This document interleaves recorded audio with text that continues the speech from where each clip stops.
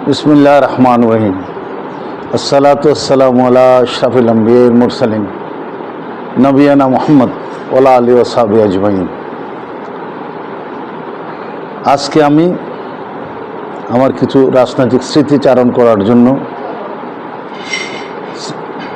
এখানে আলোকিত রাঙ্গুনিয়ার মাধ্যমে উপস্থাপন করতে চাই।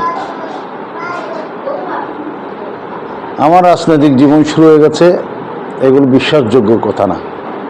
1968 সালে যখন আমি বেতাগী স্কুলে ভর্তি হই ক্লাস 7-এ, সেই 69 সালে শুরু হয়ে যায় সেই গণ আন্দোলনের পাকিস্তান বিরোধী এবং সর্বোপরি জাতীয় নির্বাচন। 1970 সালে নির্বাচন হয়।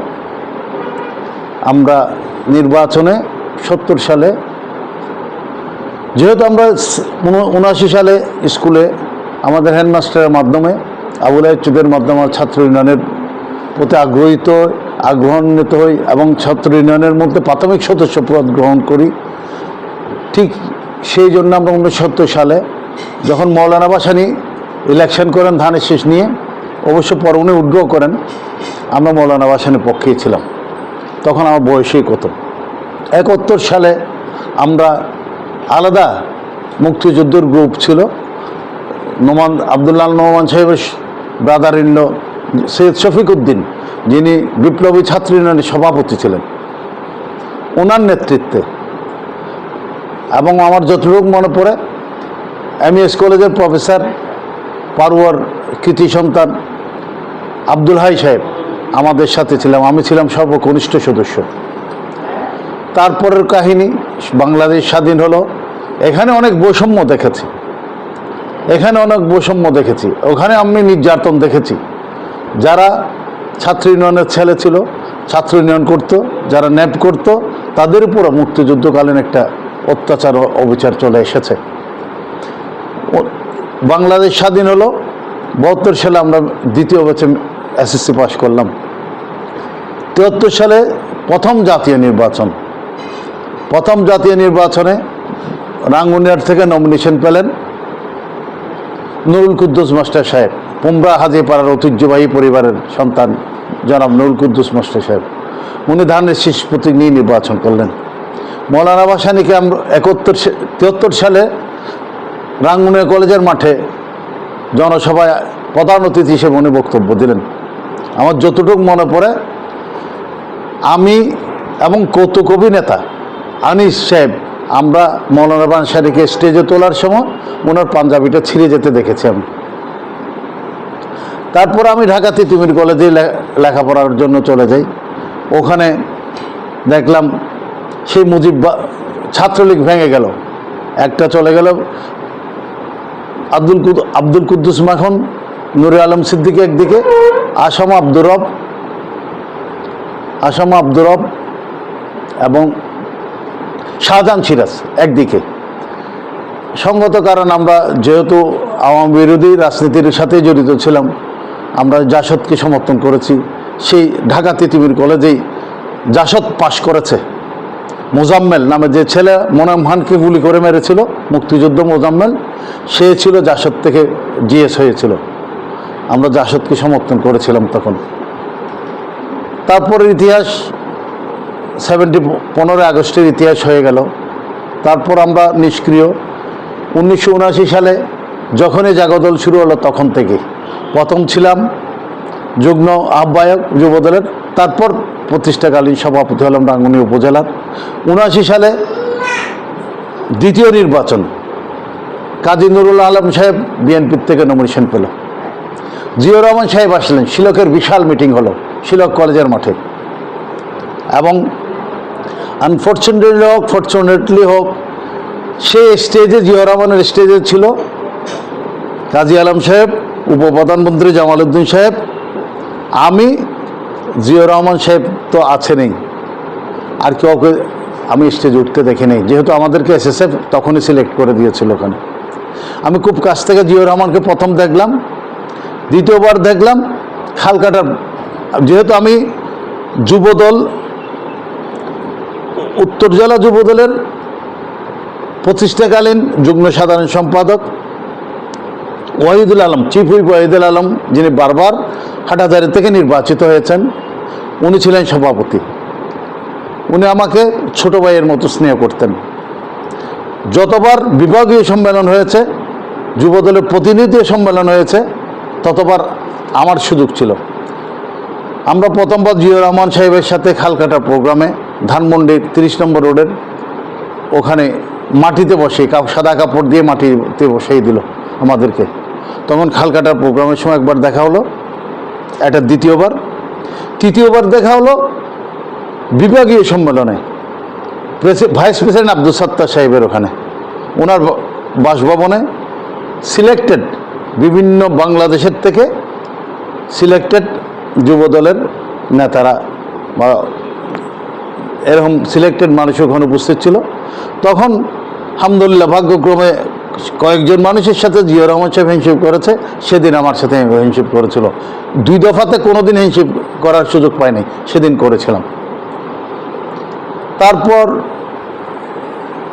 দীর্ঘদিন গ্যাপ ছিল আমার, কারণ আমি দেশের বাইরে যে কোনো ঘটনা আমার দেশের বাইরে চলে যেতে হয় 80 সালে শেষের দিকে। আমি 87-88 সালে আমি দেশে ফিরে আসি। দেশে ফিরে আসার অব্যাহত পরেই আমি আবার রাজনীতিতে সক্রিয় হয়ে যাই। বিএনপির সিনিয়র ভাইস প্রেসিডেন্ট ছিলাম রাঙ্গুনি উপজেলার। তারপরে আপনার 1991 সালে নির্বাচন হয়। 91 সালের নির্বাচনে বেগম খালেদা জিয়ার জনসভা হয়েছিল রাঙ্গুনিয়া কলেজের মাঠে। খালেদা জিয়ার সংস্পর্শে এসেছিলাম, এটা আমার ভাগ্যের বিষয়। তারপর তারেক রহমান সাহেব আসলেন, সালাউদ্দিন কাদের চৌধুরীর যে মেজবান দিলেন কাদের নগরে, তারেক রহমান সাহেব ওখানে এসেছিলেন। তারেক রহমান সাহেবকে আমি ম্যাডামের জন্য বড় বড় টিফিন ক্রিয়াতে মাংস দিয়েছিলাম, বলেছিলাম এটা ম্যাডামের জন্য মাংস দিয়েছি। এগুলো জাস্ট আমার স্মৃতিচারণ, এগুলো আমার কাবিলিয়তির জন্য না, কর্তৃত্বের জন্য না, নেতৃত্বের জন্য না, এসব কথা হচ্ছে আমার স্মৃতিচারণ।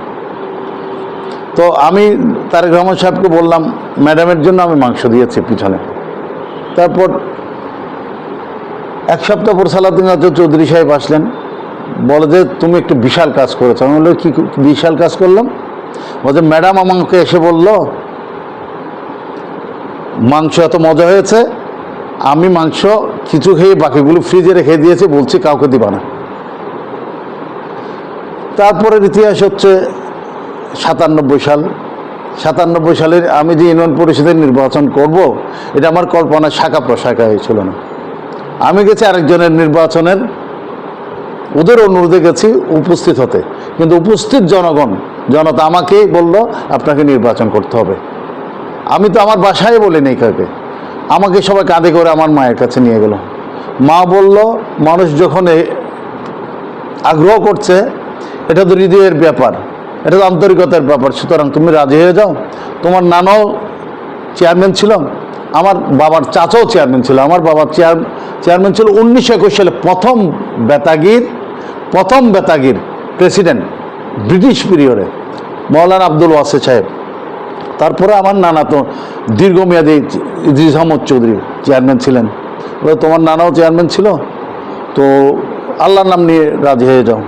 মায়ের কথাতে আমি রাজি হয়েছি কিনা জানি, কিন্তু মার কথাটাই অ্যাকসেপ্ট করে নিল সবাই। নির্বাচন হলো, নির্বাচনে স্বতঃস্ফূর্তভাবে মানুষ এগিয়ে আসলো। ওখানে দলমত ছিল না, ওখানে হিন্দু মুসলিম ছিল না, কিছুই ছিল না। হিন্দুরা আরও এগিয়ে এসেছে আমার কাছে। কিন্তু দুর্ভাগ্য ছিল কি, 17 তারিখ নির্বাচন, 17 ডিসেম্বর নির্বাচন, 4 তারিখ ডিসেম্বরের রাত্রে আমার ঘরে মানুষজন ছিল। 2টার সময় তারা বিদায় হলো, আমি নামাজ পড়লাম। ওনারা কেন জানি বলে গেলো একটু সাবধানে থাকেন। তো আমি বললাম সাবধানে থাকার কি আছে, নির্বাচন করা কি অপরাধ? আমি তো কারো ক্ষতি করিনি এবং কারো থেকে 1 টাকা তসরুপ করেছি এরকমও কোনো রেকর্ড নেই। তারপর রাত্রে 2:30-3টার দিকে স্বপ্নে দেখছি কোথাও গোলাগুলির আওয়াজ হচ্ছে। হঠাৎ করে একটা বিকট শব্দ ঘুম ভেঙে গেল। উঠলাম, উঠে দেখলাম সবগুলো আমার ঘরে করেছে। যদি আমি প্রথম অবস্থা দাঁড়িয়ে যেতাম তাহলে আমার এই জায়গায় গুলি লাগে। সব জায়গায় দেখলাম, সব জায়গায় গুলি। বাইরে হয়ে গেলাম, দেখি ইয়েগুলো ককটেলগুলো পড়ে আছে। মা নানি বললো যে আমাদের অপমান করলো কে। এই কথাটা আমার খুব কষ্ট লেগেছে। সকাল ফজরের নামাজ পড়তে গেলাম মসজিদে, সবাই মসজিদে কিছু কিছু মুসল্লি বলা বলি শুরু করছে উত্তর দিকে কোথাও গুলাগুলি হয়েছে। আমার উত্তর দিকে হয় নাই, আমার বাড়িতেই হয়েছে। সে থেকে হাজার হাজার মানুষ এসেছে, যারা আমাকে ভোট দিয়েছে তারাও এসেছে, যারা দেয় নাই তারাও এসেছে। শুধু আমার মা তখনই বললো যে রব্বুল আলামিনের দরবারে আমরা শুকরিয়া আদায় করি। মানুষকে দাওয়াত দিলে তো মানুষ আমাদের এখানে আসতো না। আমার মার মন ভালো হয়ে গেল তখন। তারপর নির্বাচন হলো, নির্বাচনের দিন আবার গোলাগুলি, ভোট কেন্দ্রে আবার গোলাগুলি। কিন্তু মানুষের ভালোবাসা তো গোলাগুলি আটকে রাখতে পারে না। যেমন 5 আগস্ট পারেনি, ঠিক তো দ্রুপ সেদিন মানুষের ভালোবাসা জয়ী হয়েছে। তারপরের ইতিহাস আসলাম, সারাউদ্দিন সাহেব এমপি হলেন, উন্নয়নের কার্যক্রমের সাথে সম্পৃক্ত হলাম। উত্তর জেলা বিএনপিতে প্রথম যুব বিষয়ক সম্পাদক করলো, তারপর করলো যুগ্ম সাধারণ সম্পাদক। আসলাম চৌধুরী সাহেব গ্রেফতার হয়ে গেলেন, আসলেন আরেক গ্রুপ। ওনারা আমরা কেন সালাউদ্দিন কাদের চৌধুরী অনুসারী, এই কারণে, এই অপবাদ, এটা অপবাদ তাদের ভাষায়, তথাকথিত অপবাদ কারণে আমাদেরকে বঞ্চিত করা হয়েছে। এই প্রায় 1 যুগের কাছাকাছি। তো আমরা এগুলো নিয়ে আমাদের কোনো আফসোস ছিল না। আমরা জানি আমরা তো মানুষের সার্ভিস দিতে যাচ্ছি। আমাদের নেতৃত্ব কর্তৃত্ব কাবিলিয়তের জন্য তো আমরা রাজনীতি করি না, আমরা রাজনীতি করি মানুষের সেবার জন্য। আমি কাউখালী আনোয়ারা বেগম স্কুলের গত 28 বছর থেকে ওদের দায়িত্বে আছি। কিসের দায়িত্ব? অ্যাডমিনিস্ট্রেশনের দায়িত্ব, উন্নয়নের দায়িত্ব। কেউ যদি আনোয়ারা বেগম স্কুলে গিয়ে থাকে তাহলে বুঝতে পারবে কি করেছি। আল্লাহর রহমতে মসজিদ করেছি, 2.5 কোটি টাকার বিল্ডিং করেছি, আরও অনেক কিছু আল্লাহর রহমতে। আর ভবিষ্যতে আরও পরিকল্পনা আছে। আমরা ওখানে একটা জাপানি ল্যাঙ্গুয়েজ সেন্টার করব, আউটসোর্সিংয়ের জন্য ডাটা এক্সচেঞ্জের একটা সেন্টার করব। ওখান থেকে যারা জাপানি ছেলেরা জাপান যাওয়ার, জাপানি ভাষা শিখা, নির্দিষ্ট সিলেবাস থাকবে। সিলেবাস যদি পাশ করতে পারে তাহলে ওখান থেকে সৈয়দ মাহমুদুল হক সাহেবের সন্তান, যিনি বর্তমান অ্যাডহক কমিটির সভাপতি সৈয়দ রুহুল হক সাহেব, উনি আমাকে বলেছেন যারা এখান থেকে পাশ করবে তাদেরকে আমি জাপানে প্রোভাইড করব, তাদেরকে চাকরি দেবো জাপানে। আর যারা এখানে কাজ করতে চাবে ডাটা এক্সচেঞ্জের মাধ্যমে, তারা এখানেই আউটসোর্সিংয়ের কাজ করতে পারবে। যেমন বেতাগিতি করছে, এভাবে 15-20 হাজার টাকা পর্যন্ত তুলতে পারবে। এটা ডিপেন্ড করে স্কিল এবং আন্তরিকতার উপর, ছেলেদের আগ্রহের উপর। তো এখনো পর্যন্ত আমরা রাজনীতি থেকে বিচ্ছিন্ন হইনি, রাজনীতির সাথেই আছি। পদপদবি না, মানুষের কাজ করার যদি অন্তরে থাকে তাহলে মানুষ কাজ করতে পারে। মৌলানা জালালউদ্দিন রুমির একটা উদাহরণ দিই। উনি 2টা কথা বলেছেন অন্তরের পরিচ্ছন্নতা সম্পর্কে। বলেছেন যে লোকের অন্তরের পরিচ্ছন্নতা থাকে না তাকে দায়িত্ব দেওয়া মানে কসাইয়ের হাতে, ডাকাতের হাতে বন্দুক তুলে দেওয়া। উনি আরও বলেছেন ফুল থেকে মধু আহরণ করে ভোমরা এবং মৌমাছি, একটার মুখ দিয়ে বের হয় মধু, আরেকটার মুখ দিয়ে বের হয় বিষ। এটা হচ্ছে অন্তরের পরিচ্ছন্নতার বিষয় বলেছে। আল্লাহ যদি আমাদের হায়াত রাখে, আমরা যতদিন বেঁচে থাকব, আমরা মানুষের খেদমতের জন্যই বেঁচে থাকব। ব্যক্তি সত্য চরিতার্থ করার জন্য আমরা কোনোদিন কোনো চিন্তাও করব না, কাজও করব না। আমাদের খেদমতের কারণে আমাদের কেউ যদি কোনো সময় কষ্ট পেয়ে থাকে, আমরা হাত জোর করে ক্ষমা চাই। এই পর্যন্ত যতটুকু বলেছেন, আপনি চেয়ারম্যানই করতে গিয়ে মানুষের উপকার করতে না পারলে মানুষের ক্ষতি করতে পারেন। এটা ছিল আমার জন্য বড় পাওয়া। লাভ করতে পারবে এক রব্বুল আলামিন, মানুষের উপকার করার মালিক হচ্ছে রব্বুল আলামিন। আমি রব্বুল আলামিনের